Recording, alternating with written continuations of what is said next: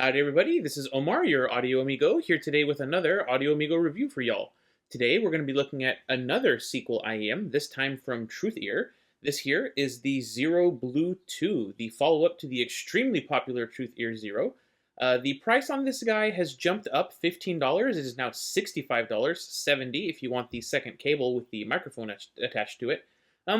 But does the Blue 2 offer enough of a meaningful improvement over the original Zero to be worth the upgrade and the price increase? Well, let's get into it. So starting off with the unboxing experience, if you've seen an unboxing of either of the Zeros or the Hexa, you know exactly what to expect here. Inside you find the IEMs in a little tray, great waifu box art, as is expected of Truthear.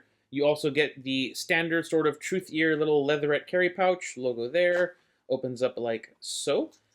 You find this on the other Zeros and on the Hexa. You also get a 5 ohm base plus impedance adapter, which we'll talk about in a second. And you get an interesting selection of ear tips. So you get Truthear's standard sort of silicone bore ear tips here, but instead of wide bore tips, you get a set of small foam tips and 3 medium-sized foam tips. Those are the small, these are the mediums, which is interesting. Crinacle did say that the Blue 2 here was tuned with foam tips in mind, so that makes sense that we don't get wide bore and that we get foam tips instead. Overall, the accessories package here is nearly identical to the one on the Zero Red, impedance adapter and everything.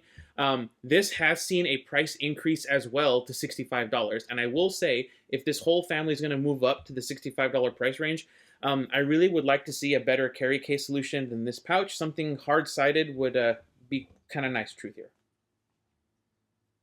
So, the cable. I have the standard version here with me, so no inline microphone here. You can pay $5 extra and get 2 cables with this one, and then this, but with an inline microphone. Speaking of this cable, it's essentially a less glossy version of the cable that you get on the Truthear Gate, but with a straight 3.5mm connector instead of an angled one. But this is metal rather than plastic, which is always nice to see. Same great hand feel as the one on the Gate. Same branded Y-split with slot-designed chin slider, so it fits flush against there and hold the cables in place nicely.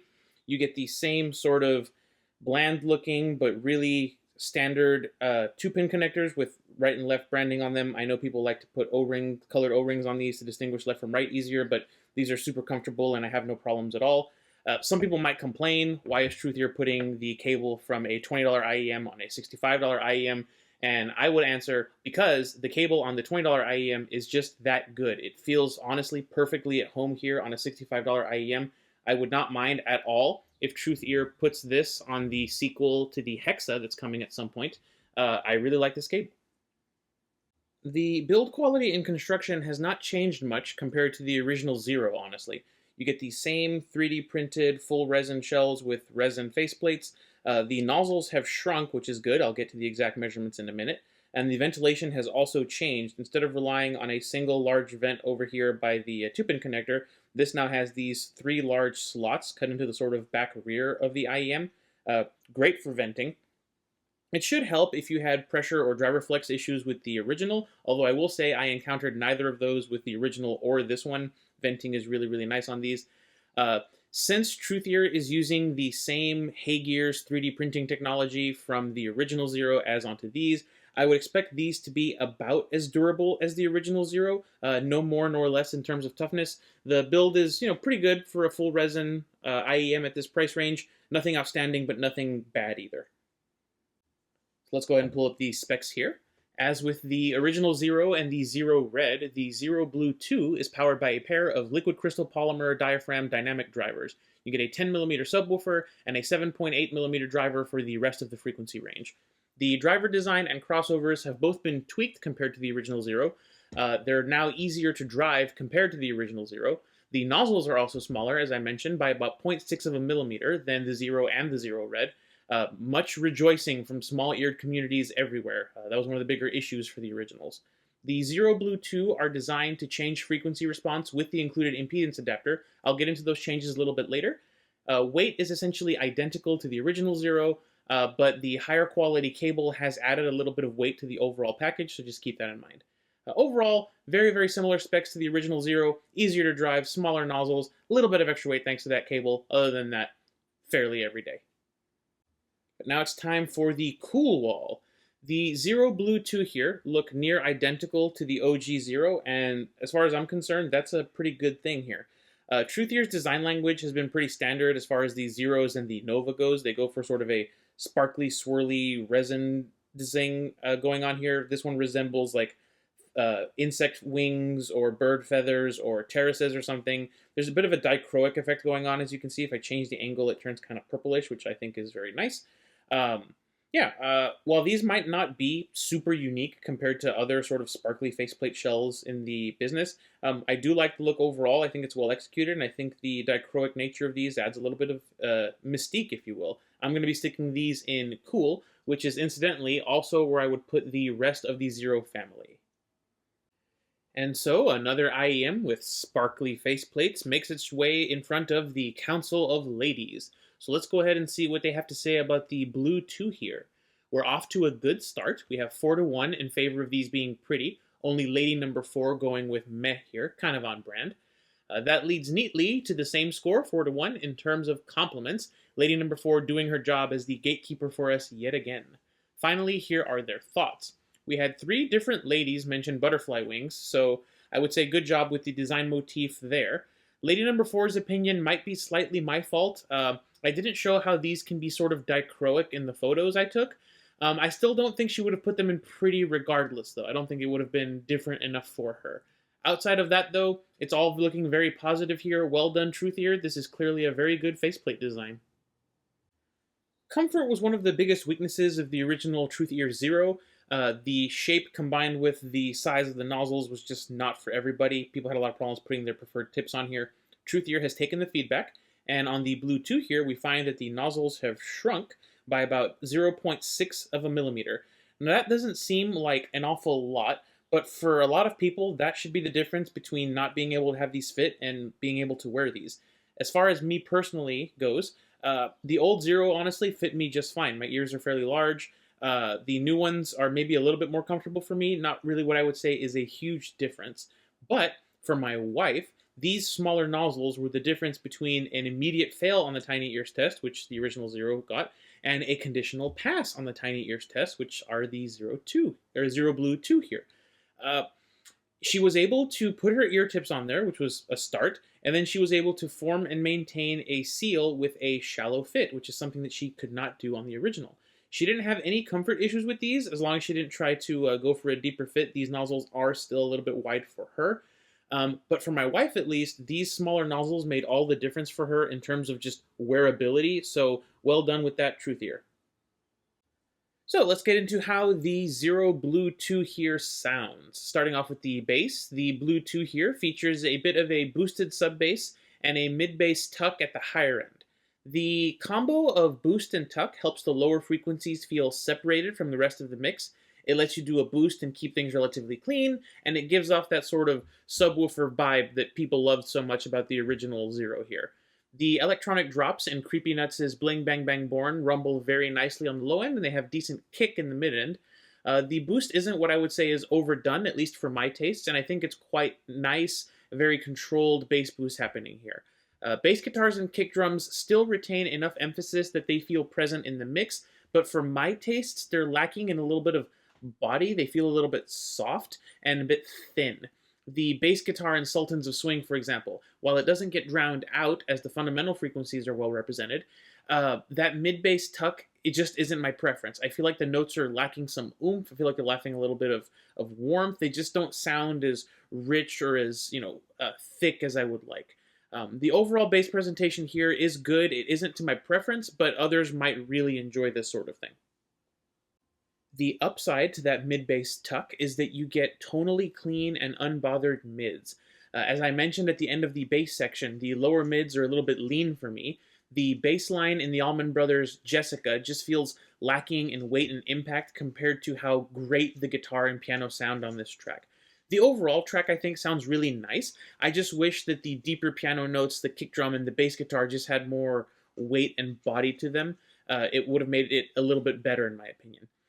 Female vocals are also clean and unbothered. There's no added husk. There's no nasal tonality to their sort of presentation here. And I found vocal-centric tracks like Claris's Click to have clean, unemphasized vocals, is what I will say. They're not front and center in the replay, but they're very clean and accurate. And it's, the whole mid range, I would say, is clean, unbothered. It's lacking an emphasis at the very bottom with the lower instruments, and it's lacking on emphasis at the very top for female vocals, at least for my tastes. But overall, it's very, very neutral, very clean.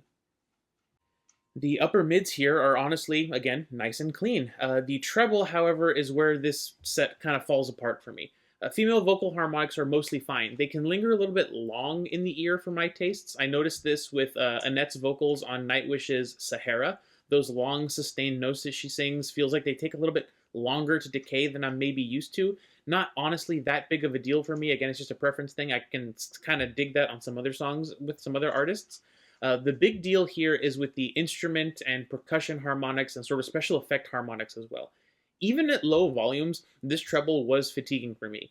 The cymbals and the keyboards in Pink Floyd's Have a Cigar felt aggressive to me on the Blue 2, and it's weird because that's a very chill track typically, at least the version I have downloaded does. I understand Crinacle tuned this for use with those foam tips, and foam tips do attenuate treble, and I did use them, and it did help. It was still fatiguing at moderate to high volumes, and while I personally can deal with foam tips just fine, I know a lot of people who just don't care for them at all. If you do prefer foam tips, then honestly this treble might be fine for you. And it might be fine for you if you've sort of lost some of that upper end of the hearing and you need a little bit more of a boost up here to hear things clearly. I think this could be quite nice. For me personally, this is just too much, and while I can deal with foam tips, it's also not my preferred ear tip solution. The nice sub-bass boost on the Zero here translates to good resolution in low-frequency events. The big orchestral bass drum at the beginning of John Williams' The Droid Invasion has excellent mallet texture and good detail. I feel that even if some of the French horns could use a little bit more body to them on the low end here, the Zero did very well with that big drum and the mallet texture. At the high end, this thing is fantastic at resolving, showcasing, and quite honestly shoving some high-end details right up your nose. The cymbal strikes and tambourine in Henri's I Can't Stop the Loneliness are very present here, with an abundance of sparkle and honestly pretty nice texture. Overblown, perhaps, but very present. If you account for that tuning, I would say that compared to other multi-DD sets in sort of this price range, I have this a little bit above the OG Zero and roughly in line with the Tangzu Huannu. It's not the most resolving set in the world, but that tuning helps it come across as a bit more detailed than you might think. I feel like imaging performance on the original Zero was one of the standout features of it, and for me, the same held true here with the Blue 2. My standard Mediterranean Sundance test played back very well through here. I didn't get any claustrophobic feelings or presentation with either of the guitarists, and the audience added some good forward depth to the sound field. In terms of perceived 3D soundstage, the Blue 2 didn't really elevate well-mastered tracks, but it also didn't crush them down. I was able to easily pick out where the instruments were in Count Basie's Tray of Hearts, and while the presentation wasn't super wide or expansive, the imaging was honestly pretty solid. I would say that the perceived 3D soundstage here is right in line with other sets at or around this price point, and the stereo separation is quite good. Before we get into the comparisons, I just want to talk about the included impedance adapter on the Blue 2 and how it changes the sound. The adapter, as you can see, is labeled Bass Plus, and I think that that's an apt description of what it does. Looking at the impedance adapter testing that I've done on my site, it essentially takes everything below 500 Hz-ish and boosts it to varying degrees. The effect is more pronounced with the 10 ohm adapter from the Zero Red here, and it continues to increase with more impedance. You do get diminishing returns start to set in around 30 ohms, with the 75 ohm adapter providing only a moderate change compared to the 30. Please note that the impedance adapters are attenuating everything sort of above 800 Hz, depending on what value you apply. The 75 ohm adapter I tried resulted in a decent reduction in overall mid-range and treble. It turns the Zero Blue 2 into sort of a bass headset at the expense of detail, tonality, and honestly bass texture. It gets very, very soft. It is kind of fun in a sort of ridiculous way. The bass is doing its best to mask that super bright treble. It's fun. It's not what I would call a high-fidelity listening experience, all things considered. Sort of similar vibes going on with this. I think it just gets a little bit soft. You do get richer lower mids, which I enjoy, but this doesn't do enough to curtail that treble for me. So in terms of tuning here, Crinacle quite famously tuned the original Zero and by extension the Blue 2 here as full Harmon. As many of you may or may not know, I personally am not the biggest fan of the Harman in-ear target. I understand why people like it. I understand why it is the way that it is. It just isn't for me personally. I respected the OG Zero for what it was doing, and while I didn't prefer it, especially compared to the Zero Red, I thought that it was a very good, solid IEM. The Zero 2 here, on the other hand, let's just get into the comparisons. Here is the original Zero. I don't know if this is going to get discontinued, but it has seen a price increase to $60. And what will probably be an interesting take, I prefer the OG Zero over the Zero Blue 2. Although I will say that neither is what I would call perfect or sort of ideal for me. The Blue 2 has more sub-bass rumble and comes off as more detailed thanks to all of that extra treble energy, but I prefer the overall tonality of the original. The OG Zero is calmer in the treble as well as more forward with female vocals. It's not as rumbly in the sub-bass, but I think that it can be a bit more punchy in EDM tracks compared to the Blue 2 unless you're using the impedance adapter here. The fit is worse thanks to the absolutely enormous nozzles on the original here, but personally speaking, I'll probably take the cable from this and put it on this, and that will be what my setup will be when I want to listen to something Harmonish. Next up, we have the red version of the Truthear Zero, also priced at $65 US, and it also comes with its own impedance adapter. The red version of the Zero is honestly pretty similar-ish to the Blue 2.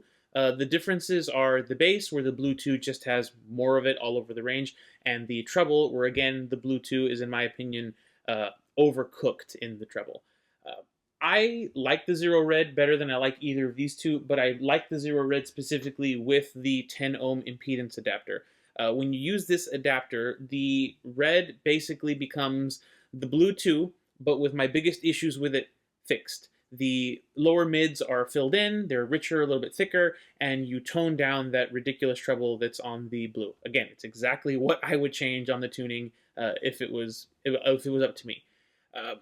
If I had to pick between one of these, I would go with the red every single time. Maybe invest in something like a Rudy Rod cable so you don't always have to have the impedance adapter plugged in. Without the impedance adapter, though, I still do prefer the red over the Blue 2. And now for something a bit different. It's the Moondrop May, also seen a price increase, now $75.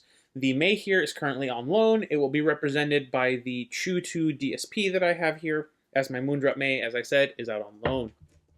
These impressions are based off of my memory and graph sniffing, as I was not able to compare these two side by side, so treat this analysis with a grain of salt. This is more graph talk, as I say. I prefer the May to the Blue 2 as well.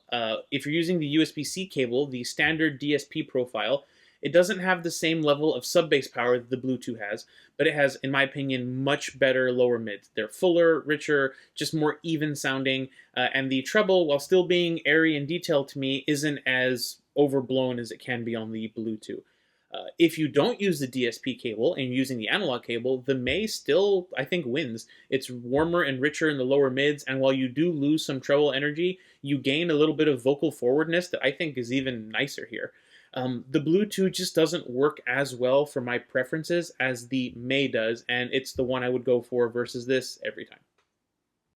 Finally, while I would have considered all of these to be sort of in the $45, $65 range, they have all gotten a price increase, and they've all now fallen into the crosshairs of the Simgot EW300, one of the most versatile IEM releases of the last year. The EW300 in its standard guise is priced at $70.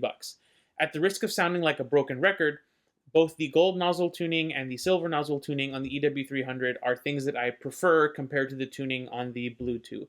The gold nozzles match the bass intensity of the Blue 2, but again, have richer, warmer, more filled-in mids.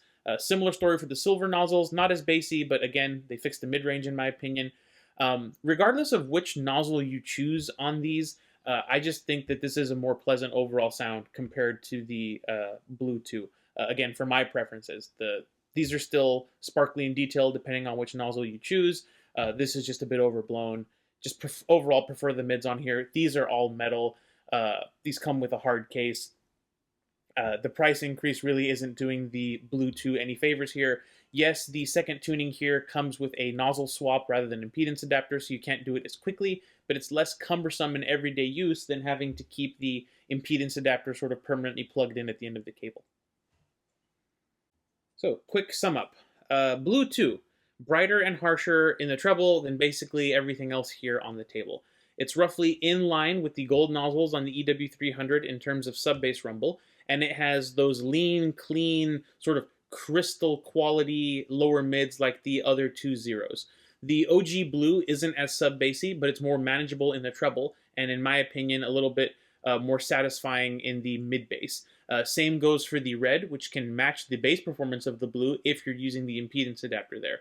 The May is a pleasant all-rounder with some DSP functionality that can be nice if you're going to be using this with a phone at all times, and the EW300 continues to be the extremely versatile set that it has always been. If anything, it's even more competitive now that everything else has sort of increased in price while it has stayed the same.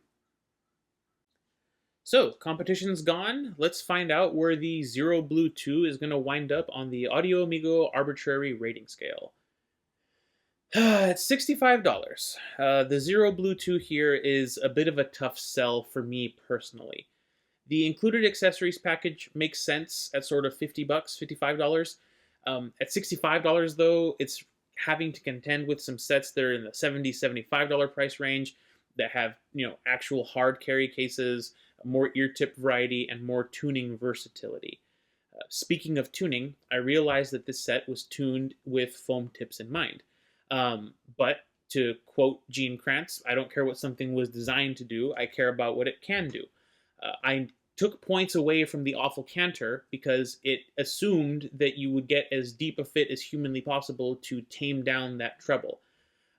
So in a similar way, I'm going to call out the Zero Blue 2 here.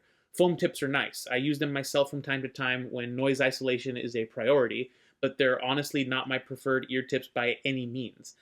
That means that I personally am stuck with this harsh, fatiguing tuning if I want to use my preferred ear tips. I did try some treble taming tips like the Final E Clear Reds, and that still didn't fix the problem completely for me. It was still a fatiguing set at what I would say is my standard listening volumes. Honestly, the Blue 2 kind of reads like it emphasizes the things that I really dislike about the Harman Target. It's got that mid-bass tuck that makes for leaner, cleaner, thinner, wispier mids, which I don't prefer, and it just has that extremely boosted, harsh treble presentation. As much as I hate to do this, the Truthear Zero Blue 2 is going to end up in meh. I'm not going to go ahead and mince words here. I think that this is my least favorite of Crinacle's collaboration IEMs so far. Testing this took me so long because I just kept having to take breaks during listening to rest my ears. When I'm looking forward to listening to other sets in the comparison section, it's not a good sign for any IEM. And when I look at the rest of the IEMs that are in meh, all of them gave me that feeling. So that's where it's going to end up.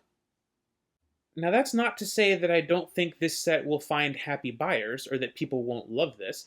Not everybody has my tastes. I'm well aware that the Harman tuning is popular for a reason. If you're like me, however, and you prefer warmer, richer, some people would call them slightly muddy lower mids, this is not going to be for you. This also isn't for you if you're treble sensitive by any means. This will just be too much energy for you up at the top end. If, however, you're already daily driving foam ear tips and you like the Harman Target, this is probably one of the most Harman compliant IEMs you can get under $75. I will also say, if you're a bass head that can handle some upper treble sparkliness to it, this set is essentially a 75 ohm impedance adapter from sort of becoming, we have Fat Freak Deuce at home. So if you're looking for just some stupid, dumb, bassy fun, this can be a way to go. I do wish it was a bit cheaper for sort of stupid, dumb, bassy fun, but it can do that quite well. Outside of those use cases, I find it pretty difficult to recommend the Blue 2 to absolutely everyone when its sister, the Zero Red, is so similar and much more palatable in terms of its treble tuning, especially with that impedance adapter. Before I wrap things up, I just want to say if you have the Truthear Zero Blue 2 and you're enjoying it, that's awesome. I'm very happy for you. There's a good IEM in here. And I'm happy if you have this and you're absolutely loving it. As I said earlier, I know some people who will absolutely adore this tuning. It just isn't for me. So if you have this and you're loving it, keep loving it. Don't listen to me. I don't have your ears. I don't have your brain. I don't have your preferences. You're loving it. Keep loving it. Don't let me change your mind. But that's going to do it for me. Thank you all so much for watching. I really appreciate all your continued support. This has been Omar with Audio Amigo Reviews, and I will catch y'all later.